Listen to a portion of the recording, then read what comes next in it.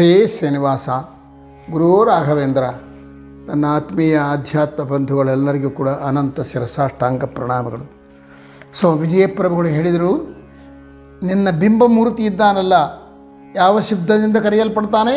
ಘೃಣಿ ಎಂಬ ಶಬ್ದದಿಂದ ಕರೆಯಲ್ಪಡ್ತಾನಲ್ಲ, ಇಂಥ ಪರಮಾತ್ಮನನ್ನು ನೀನು ಅರ್ಚನೆ ಮಾಡು, ಅವನನ್ನು ನಿರಂತರ ಉಪಾಸನೆ ಮಾಡು. ಯಾವ ಪುಷ್ಪಗಳಿಂದ ಅರ್ಚನೆ ಮಾಡಲಿ ಸ್ವಾಮಿ ಅಂದರೆ, ನಿನ್ನ ಲೌಕಿಕವಾದ ಬಾಡಿ ಹೋಗತಕ್ಕಂಥ ವಾಸನೆಯನ್ನು, ಸೌಗಂಧವನ್ನು ಕಳ್ಕೊಳ್ತಕ್ಕಂಥ ಹೂಗಳಿಂದ ಪೂಜೆ ಮಾಡಬೇಡ. ಆ ಪುಷ್ಪಗಳು ಅವನಿಗೆ ಬೇಕಾಗಿಲ್ಲ. ಮತ್ಯಾವುದು ಬೇಕು? ಅಹಹ ಅಂತಕ್ಕಂಥ ಅವನಿಗೆ ನಾಮ, ಅವನ ಹೆಸರುಗಳಿಗೆ ಸಂಬಂಧಪಟ್ಟತಕ್ಕಂಥ 2 ಅಕ್ಷರಗಳಲ್ಲ, ಅವುಗಳಿಂದ ಪೂಜೆ ಮಾಡು, ಅವನ್ನೇ ಪುಷ್ಪವನ್ನಾಗಿ ಮಾಡು. ಅದ ಕಾರಣ ಪುರಂದರದಾಸರು ಒಂದು ಕಡೆ ಹೇಳ್ತಾರೆ, ಹೇಗೆ ಅರ್ಚಿಸಲಿ ಮೆಚ್ಚಿಸಲಿ ನಿನ್ನ ಸ್ವಾಮಿ, ನಿನ್ನನ್ನು ಯಾವ ರೀತಿ ಅರ್ಚನೆ ಮಾಡಲಯ್ಯ, ಹೇಗೆ ಮರ್ಚಲಿ? ಪುಷ್ಪವ ತಂದು ನಿನಗೆ ಅರ್ಪಿಸುವೆನೆಂದರೆ ಪುಷ್ಪ ಪಲ್ಲವಿಸಿದೆ ಪೊಕ್ಕಳಲ್ಲಿ. ನಿನ್ನನ್ನು ಹೂವಿನಿಂದ ಪೂಜೆ ಮಾಡೋಣ ಅಂತ ಅಂದ್ಕೊಂಡ್ರೆ, ನಾನೊಂದು ಹೂವು ತಂದೆ. ನನ್ನ ಹೂವು ಎಂಥದ್ದು ಗೊತ್ತನಾ? ನಾನು ಯಾವುದೊಂದು ರೋಜಾ ಹೂವು ತಂದೀನಿ, ಅದು ಕೆಂಪಗ ಒಳ್ಳೆ ಚೆನ್ನಾಗದೆ, ವಾಸನೆ ಬರ್ತಾ ಇದೆ, ಅರಳಿ ಅದೆ. ಆದರೆ 1-2 ತಾಸು 3 ತಾಸು 5 ತಾಸು ಆಯಿತು ಅಂದರೆ ಆ ರೋಜಾ ಹೂವು ತನ್ನ ಬಣ್ಣವನ್ನು ಕಳ್ಕೊತದೆ, ತನ್ನ ಕಾಂತಿಯನ್ನು ಕಳ್ಕೊತದೆ, ಅದು ಮುಡಿಚಿಕೊಂಡು ಹೋಗ್ತದೆ. ಅರಳಿದ ಹೂವು ಮುಡಿಚಿಕೊಂಡು ಹೋಗ್ತದೆ, ಅದರ ವಾಸನೆಯೂ ಕೂಡ ಹೋಗಿಬಿಡ್ತದೆ. ಆದ ಕಾರಣ ಆದರೆ ನೀನೆಂಥವ್ರು ಗೊತ್ತಾ? ನಿನ್ನ ಹೊಕ್ಕಳ ಬುಡ್ಡಿಯಿಂದ, ನಿನ್ನ ಹೊಕ್ಕಳಿಂದಲೇ ಒಂದು ಕಮಲವನ್ನು ಸೃಷ್ಟಿ ಮಾಡಿದಿ, ಸುವರ್ಣಮಯವಾದ ಕಮಲವನ್ನು ಸೃಷ್ಟಿ ಮಾಡಿದಿ, 14 ದಳಗಳಿಂದ ಕೂಡಿರ್ತಕ್ಕಂಥ ಕಮಲವನ್ನು ಸೃಷ್ಟಿ ಮಾಡಿದಿ. ಅದು ಎಂಥದ್ದು ಗೊತ್ತಾ? ಅದು ಬಾಡದೇ ಇರತಕ್ಕಂಥದ್ದು, ಅದು ಒಳ್ಳೆ ಪ್ರಕಾಶಮಾನವಾಗಿ ಬೆಳಗತಕ್ಕಂಥ ಹೂವನ್ನು, ಅಂದರೆ ಅದ್ಭುತ, ಬಾಡದೇ ಇರುವ ಪ್ರಕಾಶಮಾನವಾಗಿರತಕ್ಕಂಥ ಅಪೂರ್ವವಾಗಿರತಕ್ಕಂಥ 14 ಲೋಕಗಳಿಗೆ ಪ್ರತೀಕಗಳಾಗಿರ್ತಕ್ಕಂಥ, ಅಂದರೆ ಅದಕ್ಕೆ ಪ್ರತಿರೂಪವಾಗಿರತಕ್ಕಂಥ 14 ದಳಗಳಿಂದ ಕೂಡಿಕೊಂಡಿರ್ತಕ್ಕಂಥ ಕಮಲವನ್ನೇ ನೀನು ನಿನ್ನ ಹೊಕ್ಕಳಿಂದ ಹುಟ್ಟಿಸಿದ್ದಿ. ಇಂಥ ನಿನಗೆ ಬಾಡಿ ಹೋಗತಕ್ಕಂಥ ಹೂವನ್ನು ತಂದು ನಿನಗೇನು ಅರ್ಪಿಸ್ಲಯ್ಯ ನಾನು ಅಂತ ಅವರಂತಾರೆ. ಅದ ಕಾರಣ ನೀನು ಅಂಥ ಬಾಡಿ ಹೋಗತಕ್ಕಂಥ ಹೂವನ್ನು ಅರ್ಪಿಸಬೇಡ. ಮತ್ತೇನು ಮಾಡಲಿ ಹಾಗಾದರೆ? ಅವನ ಕಲ್ಯಾಣ ಗುಣಗಳನ್ನು ಪ್ರತಿಪಾದನೆ ಮಾಡ್ತಕ್ಕಂಥ, ಅವನ ಕಲ್ಯಾಣ ಗುಣವನ್ನು ನಿನ್ನ ಸ್ಮರಣೆಗೆ ತರತಕ್ಕಂಥ ಅವನ ನಾಮಗಳನ್ನೇ ಅವನಿಗೆ ಪುಷ್ಪಗಳನ್ನಾಗಿ ಅರ್ಪಿಸು. ಅವು ಯಾವ ಸ್ವಾಮಿ? ಬಿಂಬರೂಪಿಯಾದ ಘೃಣಿನಾಮಕ ಪರಮಾತ್ಮನಿಗೆ ಯಾವ 2 ಪುಷ್ಪಗಳನ್ನು ಸಮರ್ಪಣೆ ಮಾಡು? 2 ಮಾಡು. ಯಾವುವು? ಒಂದು ಎರಡನೇದು ಅಂದರೆ ಅಜ ಅಲ್ಲ, ಅಂದರೆ ಅಂದರೆ ಅಂತ, ಅಂದರೆ ಅರ್ಧಗರ್ಭ. ಆ 2 ಎಂಬ ಅಕ್ಷರಕ್ಕೆ ಯಾವ ಭಗವದ್ರೂಪ ಅದ ಅಂದರೆ ಅಂತ ಎಂಬ ಭಗವದ್ರೂಪ ಅದೇ. ಎಂಬ ಅಕ್ಷರಕ್ಕೆ ಯಾವ ಭಗವದ್ರೂಪ ಅದೇ? ಅರ್ಧಗರ್ಭ ಅಂತದೆ. ಈ 2 ನಾಮಗಳನ್ನು, ಅಂತ ಅರ್ಧಗರ್ಭ, ಓಂ ಅಂತಾಯ ನಮಃ ಓಂ, ಓಂ ಅರ್ಧಗರ್ಭಾಯ ನಮಃ ಓಂ ಅಂತಕ್ಕಂಥ 2 ನಾಮಗಳನ್ನೇ ಪುಷ್ಪಗಳನ್ನಾಗಿ ಮಾಡಿ ನಿನ್ನ ಬಿಂಬರೂಪಿಯಾಗಿರತಕ್ಕಂಥ ಘೃಣಿನಾಮಕ ಪರಮಾತ್ಮನ ಪಾದಾರವಿಂದಗಳಿಗೆ ಸಮರ್ಪಣೆ ಆಗುತ್ತೆ. ಅವನೇ ಅರ್ಚನೆ ಮಾಡಿಕೊ, ಬೇರೆ ಯಾರು ಅರ್ಚನೆ ಮಾಡಲಿಕ್ಕಾಗ್ತದೆ? ಬೇರೆ ಹೂಗಳಿಂದ ಅವರಿಗೆ ಅರ್ಚನೆಯೇ ಬೇಕಾಗಿಲ್ಲ, ಅವನಿಗೆ ಬೇಕಾಗಿಲ್ಲ, ಅದು ಆಗೋಲ್ಲ ಕೂಡ, ನಮ್ಮ ಯೋಗ್ಯನೂ ಅಲ್ಲ. ಹೌದು, ಈ 2 ನಾಮಗಳನ್ನೇ ಯಾಕೆ ಅರ್ಚನೆ ಮಾಡಬೇಕು ಅವನನ್ನು? ಬೇರೆ ನಾಮಗಳು ಹೇಳ್ಬೋದಲ್ಲ. ಇಲ್ಲ, ನಿನ್ನ ಬಿಂಬ ಇದ್ದಾನಲ್ಲ ಘೃಣಿ, ಅವನನ್ನು ಮೊಟ್ಟ ಮೊದಲು ಈ 2 ಗುಣಗಳಿಂದ ಉಪಾಸನೆ ಮಾಡು. ಅದಕ್ಕೆ ವ್ಯಾಸರಾಜ ಪ್ರಭುಗಳು ಕಡಗೋಲ ತಾರನ್ನ ಚಿನ್ನ ಅಂತಕ್ಕಂಥ ಹಾಡಿನಲ್ಲಿ ಬಣ್ಣದ ಸರವನ್ನು ನಿನ್ನ ಕೊರಳಿಗೆ ಹಾಕುವೆ ಅಂತಂತಾರೆ. ಏನು ಬಣ್ಣದ ಸರಗಳನ್ನು ಅಂದರೆ ವಜ್ರ, ವೈಢೂರ್ಯ, ಮುತ್ತು, ಮರಕತ ಇತ್ಯಾದಿ ಮಣಿಗಳಿಂದ ಕೂಡಿಕೊಂಡಿರ್ತಕ್ಕಂಥ, ವಿವಿಧ ಬಣ್ಣಗಳಿಂದ ಕೂಡಿಕೊಂಡಿರ್ತಕ್ಕಂಥ ಮಣಿಗಳಿಂದ ರಚಿಸಲ್ಪಟ್ಟ ಹಾರವನ್ನು ತಂದು ನಿನಗೆ ಹಾಕ್ತೇನೆ ಅಂತಂತಾನ.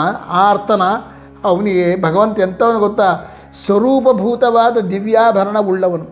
ಅವನಿಗೆ ಆಭರಣ, ಬೇರೆ ಆಭರಣ ಬೇಕಾಗಿಲ್ಲ, ಅವನ ದೇಹದಲ್ಲೇ ಆಭರಣವೇ. ಅವನಿಗೆ ಶಂಖ, ಚಕ್ರ, ಕಿರೀಟ ಎಲ್ಲವೂ ಸ್ವರೂಪದಲ್ಲೇ ಅದೇ.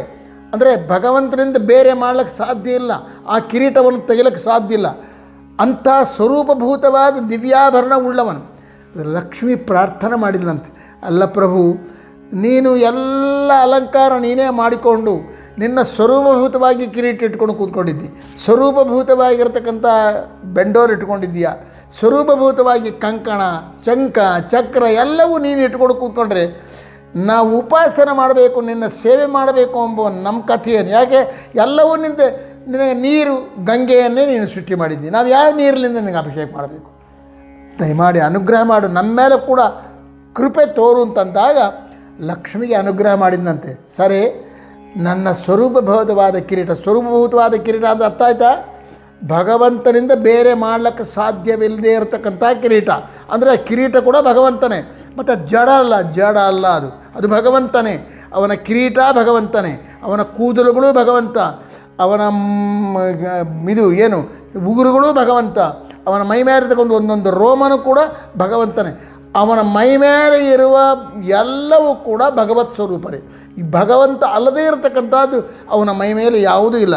ಎಲ್ಲ ಆಭರಣಗಳು ಇಟ್ಟುಕೊಂಡಿದ್ದಾನೆ, ಅವು ಸ್ವರೂಪಭೂತವಾದದ್ದು, ಅವು ಅಪ್ರಾಕೃತವಾದದ್ದು, ಅದು ಭಗವದ್ರೂಪವಾಗಿರ್ತಕ್ಕಂಥದ್ದು. ಆಗ ಲಕ್ಷ್ಮಿಗೆ ಅನುಗ್ರಹ ಮಾಡಿ ಏನು ಮಾಡಿದಂತೆ, ನನ್ನ ಕಿರೀಟ ಒರಿಜಿನಲ್ಲಾಗಿ ನನ್ನ ಸ್ವರೂಪವಾದದ್ದೇ ನಂಗೆ ಅದೇ. ಆದರೂ ನೀನು ಪ್ರಾರ್ಥನೆ ಮಾಡ್ತೀಯ ಆದ ಕಾರಣ, ನೀನು ದಾಸೋತ್ತಮಳಾದ ಕಾರಣ ನಿಂಗೊಂದು ಅನುಗ್ರಹ ಮಾಡ್ತೀನಿ. ನೀನು ನನ್ನ ಕಿರೀಟದ ಮೇಲೆ ನೀನು ಕಿರೀಟವಾಗಿ ಸ್ವಭಾವಮಾನಬಾರದು, ನನ್ನ ಬೆಂಡೋಲೆಗಳ ಮೇಲೆ ನೀನು ಬೆಂಡೋಲೆಯಾಗು, ನನ್ನ ಕಂಠದಲ್ಲಿರುವ ಹಾರಗಳ ಮೇಲೆ ನೀನು ಹಾರವಾಗಿ ನಿಲ್ಲು, ನನ್ನ ಕಂಕಣಗಳಲ್ಲಿ ನೀನು ಕಂಕಣಗಳ ರೂಪದಲ್ಲಿ ನನ್ನ ಮೇಲೆ ಬಂದು ಕೂತ್ಕೋ. ನನಗೆ ಕಾಲಿನಲ್ಲಿ ನನ್ನ ಚಪ್ಪಲಿ ನಂದು ಸ್ವತಃ ಸ್ವರೂಪಭೂತವಾದ ಪಾದುಕೆಗಳವೆ, ನೀನು ಅದ್ರ ಮೇಲೆ ಬಂತೆ ಪಾದುಕೆಯಾಗು. ಹೀಗೆ ಸರ್ವವನ್ನು ಲಕ್ಷ್ಮಿಗೆ ಆಗುವಂತೆ, ಅಂದರೆ ತನ್ನ ದೇಹದ ಮೇಲೆ ಆಭರಣ. ಹೌದ್ರಿ, ಇದೆಲ್ಲ ನೀವು ಹೇಳ್ತಾ ಇದ್ದೀರಿ ಪುರಾಣದಲ್ಲಿ, ಇದು ಕರೆವಾ? ನಮಗೆ ಪ್ರಾಕ್ಟಿಕಲ್ಲಾಗಿ ಅನುಭವಕ್ಕೆ ತರಲಿಕ್ಕಾಗಿ ಜ್ಞಾನಿಗಳು ಏನಾದರೂ ಮಾಡಿದ್ದಾರೆ ನೋಡಿರಿ. ನಿಮ್ಮ ಮನೆಗಳಲ್ಲಿರ್ತಕ್ಕಂಥ ವಿಗ್ರಹಗಳನ್ನು ಸ್ವಲ್ಪ ತೆಗೆದು ನೋಡಿ. ನಮ್ಮ ಪ್ರಾಚೀನರು ಶಿಲ್ಪಶಾಸ್ತ್ರದ ಪ್ರಕಾರ ವಿಗ್ರಹಗಳನ್ನು ಮಾಡಿದ್ದಾರಲ್ಲ, ಎಲ್ಲ ವಿಗ್ರಹಗಳಿಗೆ ರಾಮನ ವಿಗ್ರಹ ಇರ್ತದೆ, ವೆಂಕಟರಮಣನ ವಿಗ್ರಹ ಇರ್ತದೆ. ವೆಂಕಟರಮಣನ ವಿಗ್ರಹ ಇದ್ದರೆ ಆ ವೆಂಕಟರಮಣನ ವಿಗ್ರಹದಲ್ಲೇ ಕಿರೀಟ ಇರ್ತದೆ, ವೆಂಕಟರಮಣನ ವಿಗ್ರಹದಲ್ಲೇ ಮಕರ ಕುಂಡಲಗಳಿರ್ತವೆ, ವೆಂಕಟರಮಣನ ವಿಗ್ರಹದಲ್ಲೇ ಕಂಕಣಗಳಿರ್ತವೆ, ವೆಂಕಟರಮಣನ ವಿಗ್ರಹದಲ್ಲೇ ಧೋತರ ಇರ್ತಾರೆ, ವಸ್ತ್ರ ಇರ್ತದೆ. ಆದರೆ ಆ ವಸ್ತ್ರವನ್ನು ಬೇರೆ ಮಾಡೋಕ್ಕಾಗ್ತದೆ ನಾವು ವಿಗ್ರಹದಿಂದ. ಅದ ಕಾರಣ ವೆಂಕಟರಮಣ ದರ್ಶನಕ್ಕೆ ಹೋಗ್ತೀವಲ್ಲ, ಇದನ್ನು ಚಿಂತನೆ ಮಾಡಬೇಕಂತ. ವೆಂಕಟರಮಣನ ಗರ್ಭಾಲಯದಲ್ಲಿ ಅದೃಷ್ಟವಶಾತ್ ಒಳಗೆ ಬಿಟ್ಟರು ಅಂದ್ಕೊಂಡು ನಾವೆಲ್ಲ ಆಗ ಹೋಗಿವಿ. ಈಗ ಯಾವಾಗ ಮೊನ್ನೆ ಹೋದಾಗ ಹೋಗಿವಿ, ಒಳಗೆ ಗರ್ಭಗುಡಿ ಮುಂದೆ ಹೋಗಿ ನಿಂತ್ಕೊಂಡಿವಲ್ಲ. ನಿಂತ್ಕೊಂಡಾಗ ಏನು ಚಿಂತನೆ ಮಾಡಬೇಕಂತ ಗೊತ್ತಾ? ಆ ವಜ್ರ ಕಿರೀಟ ನೋಡು, ಬಾಬಾ ವಜ್ರ ಕಿರೀಟ ಅಂತೇಳಿ ಅನ್ನಬಾರ್ದಂತೆ, ಮತ್ತೇನು ಅನ್ನಬೇಕು? ಓ ಸ್ವಾಮಿ, ಲಕ್ಷ್ಮೀದೇವಿಯನ್ನು ವಜ್ರ ಕಿರೀಟ ರೂಪದಲ್ಲಿ ಇಟ್ಕೊಂಡಿಯ ಮೇಲೆ ನಿನ್ನ ಸ್ವರೂಪಭೂತವಾದ ಕಿರೀಟ ಒಳಗದೆ. ಶುಕ್ರವಾರ ಸ್ವಾಮಿಗೆ ಅಭಿಷೇಕ ಮಾಡಬೇಕಲ್ಲ, ಆಗ ಎಲ್ಲ ಕಿರೀಟ ಆಭರಣ ಎಲ್ಲ ತೆಗೆದು ಬಿಡ್ತಾರೆ. ತೆಗೆದಾಗ ಅವನ ನಮಗೇನು ವಿಗ್ರಹದಂತೆ ಕಾಣಿಸ್ತಾ ಇದ್ದಾನಲ್ಲ, ಆ ತಲೆಯಲ್ಲಿ ಕಿರೀಟ ಅದು, ಅವನ ಕಿವಿಗಳಿಗೆ ಮಕರ ಕುಂಡಲಗಳವೆ, ಅವು ಬೇರೆ ಮಾಡಲಿಕ್ಕಾಗೋಲ್ಲ. ಅವನ ಕೈಗಳಿಗೆ ನಾಗಾಭರಣ ಅವೆ, ಅವನ ಕೈಯಲ್ಲಿ ಕಂಕಣ ಅವೆ, ಅವನ ಎದೆಯಲ್ಲಿ 3 ನೆಕ್ಲೆಸ್ಗಳವೆ, ಅವನ ಕೆಳಗಡೆ ಧೋತ್ರ ಅದೆ, ಅದು ಶಿಲಾದಲ್ಲೇ ಅದೆ.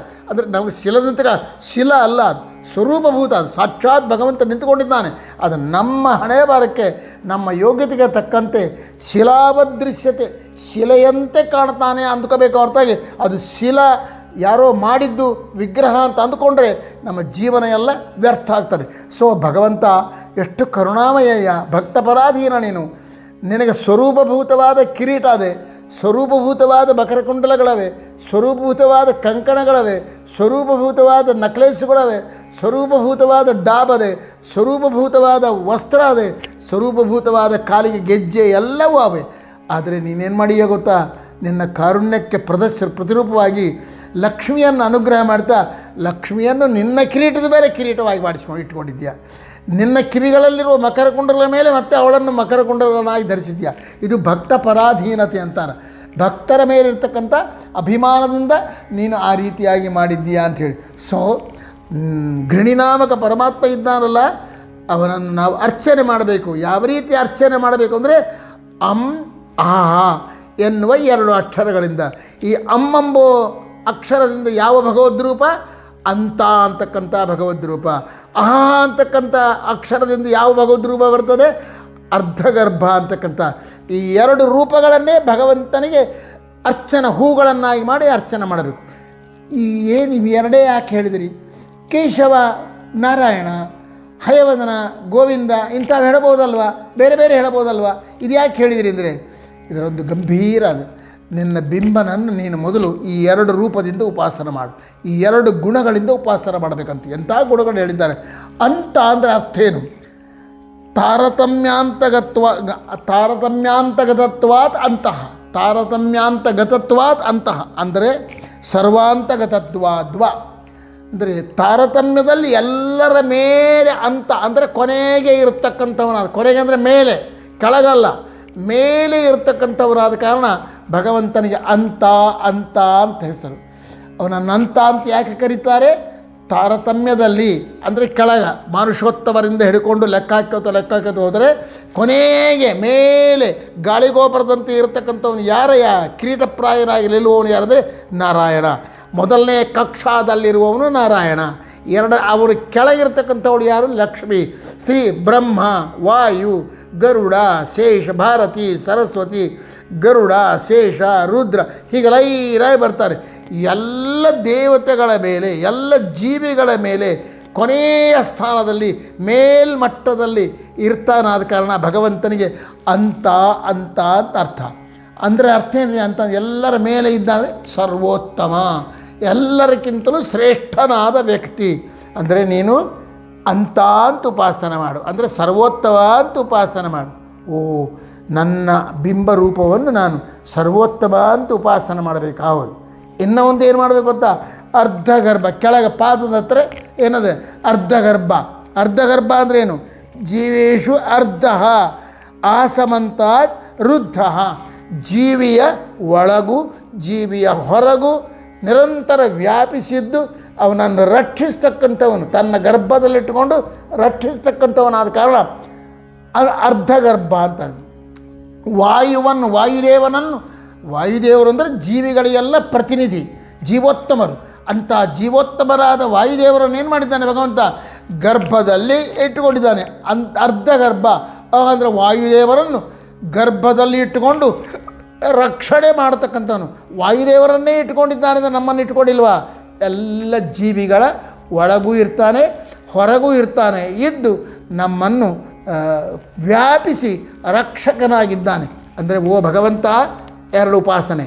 ನೀನು ಸರ್ವೋತ್ತಮ ಅಂತ, ಓ ನನ್ನ ಅಂತರ್ಯಾಮಿಯಾದ ಹರಿಶಬ್ದ ವಾಚ್ಯನಾದ ಬಿಂಬ ಅಂತ ಕರೆಸಿಕೊಳ್ತಕ್ಕಂಥ ಓ ಘೃಣಿನಾವಕ ಪರಮಾತ್ಮ, ನೀನು ಎಂಥವನು ಗೊತ್ತಾ? ನೀನು ಸರ್ವೋತ್ತಮ ಅಂತ. ನೀನು ಸರ್ವೋತ್ತಮ ಅಂತ ಅಂದರೆ ಸರ್ವೋತ್ತಮ, ಮರಿಬಾರ್ದು.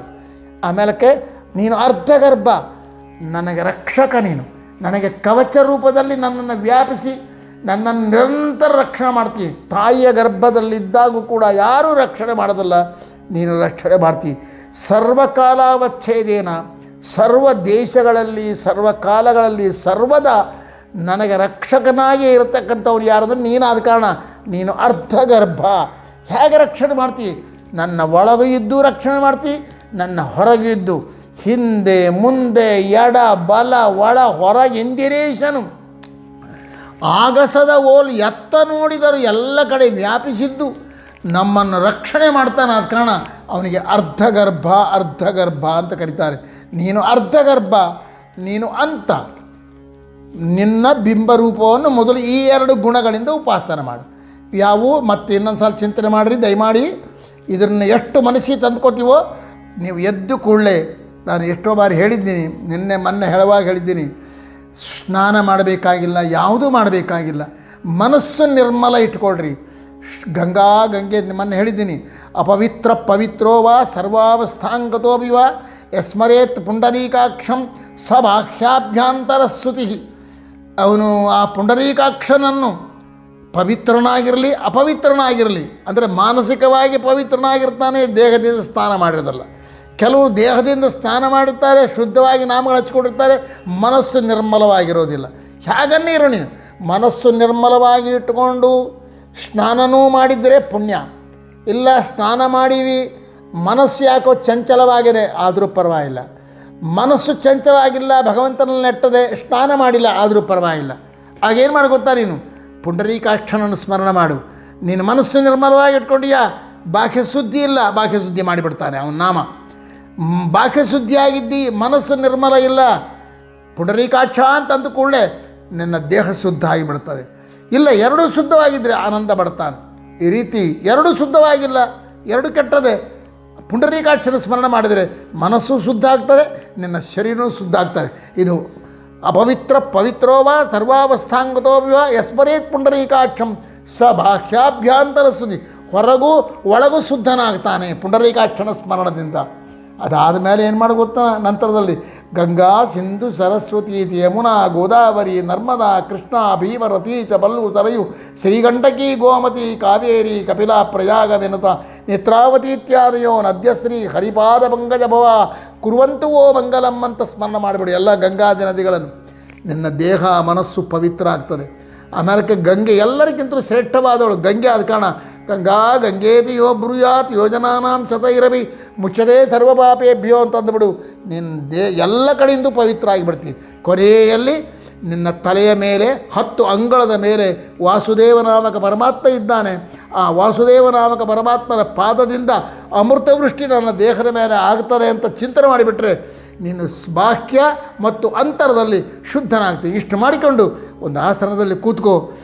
ಕಿರಣಿಯಿಂದ ಕೂಡಿಕೊಂಡಿರ್ತಕ್ಕಂಥ ಮೊದಲನೇ ಮಂಡಲ ಅದು ಒಂದು ಧ್ಯಾನ ಮಾಡು. ಒಂದು ಮಂಡಲ ರಚನೆ ಮನಸ್ಸಿನಿಂದಲೇ ಒಂದು ಮಂಡಲ ರಚನೆ ಮಾಡು. ಅದು ಯಾವುದೂ ಅಲ್ಲ, ನನ್ನ ಸ್ವರೂಪ ದೇಹ. ಅದರೊಳಗೆ ಯಾರಿದ್ದಾರೆ? ಗಿರಣಿ ನಾಮಕ ಪರಮಾತ್ಮ ಇದ್ದಾನೆ. ಅವನು ಕರುಣಾಮೂರ್ತಿಯಾಗಿದ್ದಾನೆ. ಅವನು ಇನ್ನೂ ಎಂಥ ಕಲ್ಯಾಣ ಗುಣಗಳಿಂದ ಕೂಡಿದ್ದಾನೆ. ಅವನು ಅಂತರಾಗಿದ್ದಾನೆ, ಅರ್ಧಗರ್ಭರಾಗಿದ್ದಾನೆ. ಅಂತ ಅಂದರೆ ಸರ್ವೋತ್ತಮನಾಗಿದ್ದಾನೆ.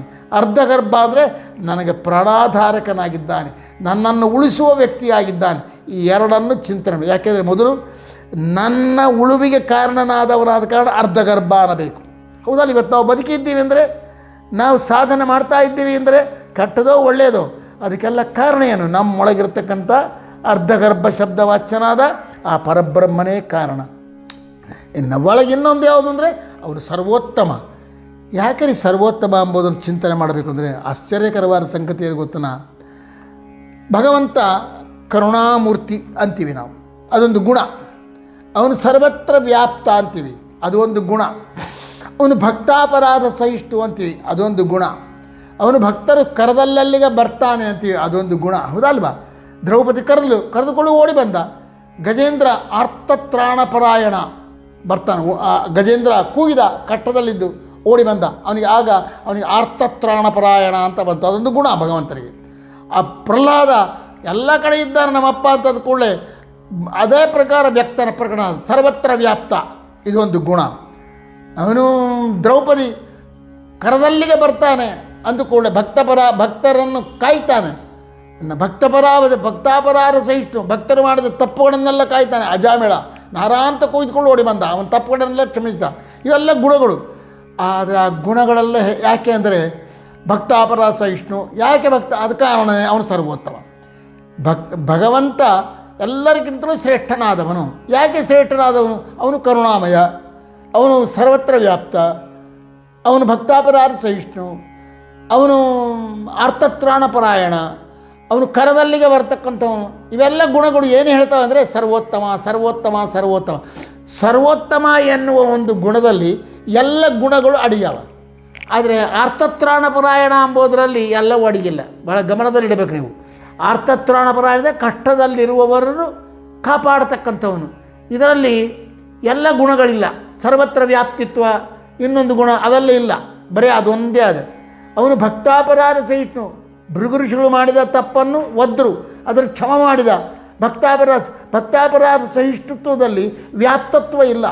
ಅಂದರೆ ವೈಕುಂಠಕ್ಕೆ ಹೋದರು, ವೈಕುಂಠದಲ್ಲಿ ಭಗವಂತನ ವಕ್ಷಸ್ಥಳವನ್ನು ಒದ್ರು, ಅವರ ಕಾಲನ್ನು ತೊಡೆ ಮೇಲೆ ಇಟ್ಟುಕೊಂಡು ಒತ್ತಿದ, ಅವರ ಪಾದವನ್ನು ಪ್ರಕ್ಷಾಳನೆ ಮಾಡಿದ, ಅವರು ಮಾಡಿದ ಅಪರಾಧವನ್ನು ಕ್ಷಮ ಮಾಡಿದ, ಅವರಿಗೆ ದಿವ್ಯ ಜ್ಞಾನ ಕೊಟ್ಟ.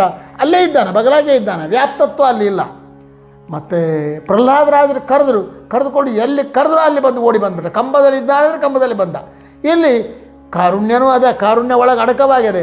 ಆದರೆ ಭಕ್ತಾಪರಾಧ ಸಹಿಷ್ಣುತ್ವ ಇಲ್ಲ. ಪ್ರಹ್ಲಾದ ಏನು ಭಕ್ತಾಪರಾಧ ಮಾಡಿಲ್ಲ, ಅವನು ಕರೆದುಕೊಂಡೇ ಬಂದ. ಸೊ ಒಂದೊಂದು ಗುಣದಲ್ಲಿ ಒಂದೊಂದು ಗುಣ ಇರ್ತಾರೆ. ಸರ್ವೋತ್ತಮ ಅಂತ ಒಂದು ಗುಣ ಅದು ನೋಡ್ರಿ, ಅದೆಂಥ ಗುಣ ಅಂದರೆ ಯಾಕ್ರಿ ಸರ್ವೋತ್ತಮ ನಿಮ್ಮ ವಿಷ್ಣು? ಅವನು ಅನಂತ ಕಲ್ಯಾಣ ಗುಣ ಪರಿಪೂರ್ಣ. ಅವನು ಸರ್ವೋತ್ತಮ ಯಾಕ್ರಿ? ಅವನು ಕರುಣಾಮಯ, ಅವನು ಯಾಕ್ರಿ ಸರ್ವೋತ್ತಮ, ಅವನು ಎಲ್ಲರಿಗಿಂತ ದೊಡ್ಡವನು ಅಂತ ಯಾಕೆ ಕರಿಬೇಕ್ರಿ? ಅವನು ಸರ್ವತ್ರ ವ್ಯಾಪ್ತ, ಅವನನ್ನು ಸರ್ವೋತ್ತಮ ಅಂತ ಯಾಕೆ ಕರಿಬೇಕ್ರಿ? ಭಕ್ತಾಪರಾಧ ಸಹಿಷ್ಣು, ಸರ್ವೋತ್ತಮ ಅಂತ ಯಾಕೆ ಕರಿಬೇಕ್ರಿ? ಅವನು ವ್ಯಾಪ್ತ. ಏನು ಹೇಳಿದರೂ ಕೂಡ ಅಲ್ಲಿ ಹೋಗಿಬಿಡ್ತಾವೆ. ಎಲ್ಲ ಗುಣಗಳು ಸರ್ವತ್ರ ವ್ಯಾಪ್ತತ್ವವೇ ಮೊದಲಾಗಿರತಕ್ಕಂಥ, ಕಾರುಣ್ಯವೇ ಮೊದಲಾಗಿರತಕ್ಕಂಥ ಕಲ್ಯಾಣ ಗುಣಗಳೆಲ್ಲವೂ ಕೂಡ ಸರ್ವೋತ್ತಮ ಎನ್ನುವ ಗುಣದಲ್ಲಿ ಅಡಕವಾಗಿವೆ. ಆದರೆ ಉಳಿದ ಎಲ್ಲ ಗುಣಗಳಲ್ಲಿ ಎಲ್ಲ ಗುಣಗಳು ಅಡಕವಾಗಿಲ್ಲ. ಆದ ಕಾರಣ ವಿಜಯಪ್ರಭುಗಳು ಏನು ಮಾಡಿದ್ರು, ಎಷ್ಟು ಚಮತ್ಕಾರವ ಅಂತ ಸ್ಮರಣ ಮಾಡು ಅಂದರೆ ನಿನ್ನ ಬಿಂಬನಲ್ಲಿ ಎಲ್ಲವೂ ಅಡಕವಾಗಿದೆ. ಅವನು ಸರ್ವೋತ್ತಮ ನೀನು ಅಂದ್ಬಿಟ್ರೆ ಅವನು ಕರುಣಾಮೂರ್ತಿ ಹೌದು, ಅವನು ವ್ಯಾಪ್ತನೂ ಹೌದು, ನಿನ್ನ ಒಳಗಿದ್ದಾನೆ ಹೊರಗಿದ್ದಾನೆ, ನಿನ್ನನ್ನು ವ್ಯಾಪಿಸಿದ್ದಾನೆ, ವ್ಯಾಪ್ತನೂ ಹೌದು. ಭಕ್ತಾಪರಾಧ ಸಹಿಷ್ಣು, ನೀನೆಷ್ಟು ಅಪರಾಧಗಳನ್ನು ಮಾಡು, ಅವನು ಒಂದು ಕ್ಷಣವೂ ಸ್ಮರಿಸಲ್ಲ. ನಾವು ನನ್ನ ಎಲ್ಲ ಕಾರ್ಯ, ಕನಿಷ್ಠ ರಾತ್ರಿ ಮಲಗುವಾಗಲಾದರೂ ಕೂಡ ಸ್ವಾಮಿ ಮುಂಜಾನಿಂದ ಈ ರಾತ್ರಿವರೆಗೆ ನಾನು ಏನೇನೇನು ಕೆಲಸ ಮಾಡಿದ್ದೀನಿ, ಒಳ್ಳೆಯ ಕೆಲಸ ಮಾಡಿದ್ದೀನಿ, ಕೆಟ್ಟ ಕೆಲಸ ಮಾಡಿದ್ದೀನಿ, ಕೆಟ್ಟದನ್ನು ನೋಡಿದ್ದೀನಿ, ಒಳ್ಳೆಯದನ್ನು ನೋಡಿದ್ದೀನಿ, ಕೆಟ್ಟದನ್ನು ಕೇಳಿದ್ದೀನಿ, ಕೆಟ್ಟದನ್ನು ಒಳ್ಳೆಯದನ್ನು ಕೇಳಿದ್ದೀನಿ, ಏನೇನು ಕೇಳಿನಲ್ಲ ಅವೆಲ್ಲವೂ ನೀ ಮಾಡಿಸಿದ್ದು ಮಹಾರಾಯ, ನಿನ್ನ ಪಾದಾರವಿಂದಕ್ಕೆ ಸಮರ್ಪಣ ಅಂತ ಕನಿಷ್ಠ ರಾತ್ರಿ ಹಾಸಿಗೆ ಮೇಲೆ ಮಲಿಕೊಂಬ ಕಾಲಕ್ಕಾದರೂ ಸ್ಮರಣೆ ಬರಬೇಕು. ನಾವೆಲ್ಲಿ ಮಾಡ್ತೀವಿ? ಏನು ಮಾಡೋದಿಲ್ಲ. ಆದರೂ ಕೂಡ ಭಕ್ತಾಪರಾಧ ಸಹಿಷ್ಣು, ನಮ್ಮ ಅಪರಾಧಗಳನ್ನೆಲ್ಲ ಪಕ್ಕದಲ್ಲಿಟ್ಟು ನಮ್ಮೊಟ್ಟಿಗೆ ಇರ್ತಾನೆ, ನಮ್ಮನ್ನು ರಕ್ಷಣೆ ಮಾಡ್ತಾನೇ ಇರ್ತಾನೆ. ಆದ ಕಾರಣ ಭಗವಂತ ಬಿಂಬರೂಪಿಯಾದ ಪರಮಾತ್ಮನಷ್ಟು ಕರುಣಾಮೂರ್ತಿಗಳು ಮತ್ತಾರು ಯಾರು ಇಲ್ಲ, ಹಿಂದೆ ಇಲ್ಲ ಮುಂದೆ ಇಲ್ಲ. ಅವನಿಗೆ ಅವನೇ ಸಾಟಿಯಾಗಬೇಕೇ ಹೊರತಾಗಿ ಮತ್ತಾರು ಸಾಟಿಯಾಗೋದು. ಇಂಥ ಪರಮಾತ್ಮನೇನಿರುತ್ತೆ ಸರ್ವೋತ್ತಮ ಅಂತ ಉಪಾಸನೆ ಮಾಡಿದೆ ಅಂತಂದರೆ ಎಲ್ಲ ಗುಣಗಳ ಉಪಾಸನೆ ಬಂದುಬಿಡ್ತಾರೆ. ಎರಡನೇದು ಪ್ರಧಾನವಾಗಿ ನಿನ್ನ ಉಳಿವಿಗೆ ಕಾರಣನಾಗಿದ್ದಾನಾದ ಕಾರಣ ಅರ್ಧಗರ್ಭ ಅಂತ ಪ್ರಾರ್ಥನೆ. ನನ್ನ ಉಳಿವಿಗೆ ಕಾರಣ ಆಗಿರ್ತಕ್ಕಂಥ ಪರಬ್ರಹ್ಮ ನೀನು ಅರ್ಧಗರ್ಭ, ನೀನು ಸರ್ವೋತ್ತಮ ನೀನು ಅಂತ ಈ ಎರಡು ಗುಣಗಳನ್ನು ಚಿಂತನೆ ಮಾಡಿದೆ ಅಂದರೆ ನಿನ್ನ ಜನ್ಮ ಧನ್ಯ ಆಗ್ತದೆ ಅಂತ ಹೇಳ್ತಾರೆ ಅಂತ ಹೇಳಕ್ಕೆ ಮತ್ತೆ ನಾಳೆ ಬೇರೆದರ ಬಗ್ಗೆ ಚಿಂತನೆ ಮಾಡೋಣ ಅಂತ ಹೇಳ್ತಾ ಹರೇ ಶ್ರೀನಿವಾಸ ಗುರೋ ರಾಘವೇಂದ್ರ.